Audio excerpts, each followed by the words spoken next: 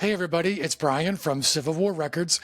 I'm excited to let you know we have a new record group from the National Archives that we are now offering on our website. If your soldier got in any kind of trouble during his time in the military, there might be a court-martial file about that.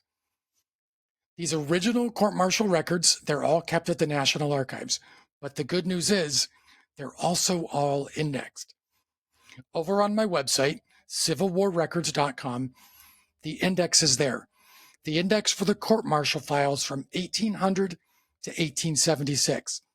And get this, there's over 140,000 names included on this. These court-martial files, these are the records of the court proceedings held in the trials for these soldiers. And let me back up for a second. It's probably not accurate to say soldiers because there are some regular citizens mixed in here as well. If the person on trial was being tried by a military court, they should be indexed in here. These files are typically going to tell you what the offense was they were being tried for. It could give you an overview of the proceedings, witness statements, and even statements from the person on trial. So these are really good if you want to get some of the dirt on what was going on within a particular regiment, or even better, if this is your relative that's on trial, you're probably going to have a pretty good story to tell after you read through this. And let's be honest, when you have family members who are maybe just kind of casually interested in what you're researching, they might ask you, what have you learned about our family history? These are some of the stories that you're probably going to tell.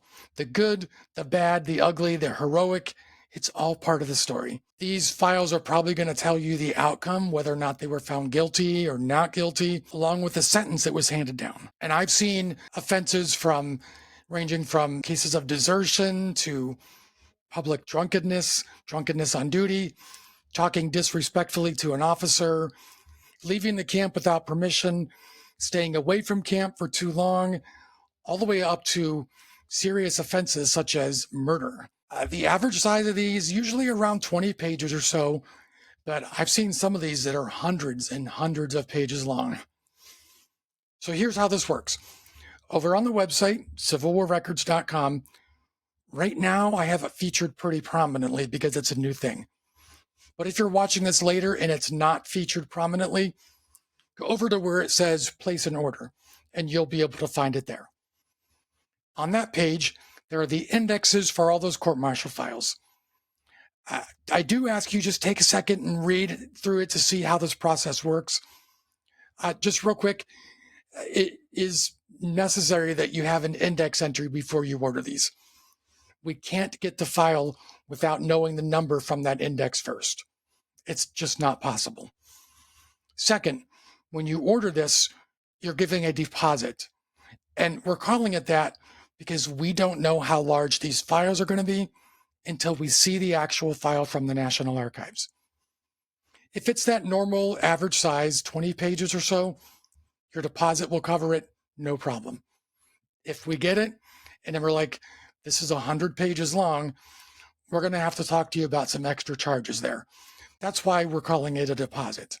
But we'll let you know, and you'll be able to make the decision from there once you know how large it is. One last thing. There are times that you may find, like maybe in the compiled military service records, you're going to see an indication that your soldier was court-martialed, but you're not finding them in this index. The most common reason for that, there's two types of court-martials. There were the general court-martial records. That's what's in these indexes and what I'm talking about here. There were some of these that were handled on a regimental level, on a much smaller scale. These are not indexed there, so we don't have access to those. That's not what we're offering there. That's why we're asking you that you verify that what you're looking for is in the index. Not every court-martial case is in there. But that's it. I've tried really hard to make this process really easy to navigate, so go check out those indexes and see if your soldiers are in there. And as always, we'll be happy to help you get these records from the National Archives in your hands. Visit our website, civilwarrecords.com, and you can read all about it there.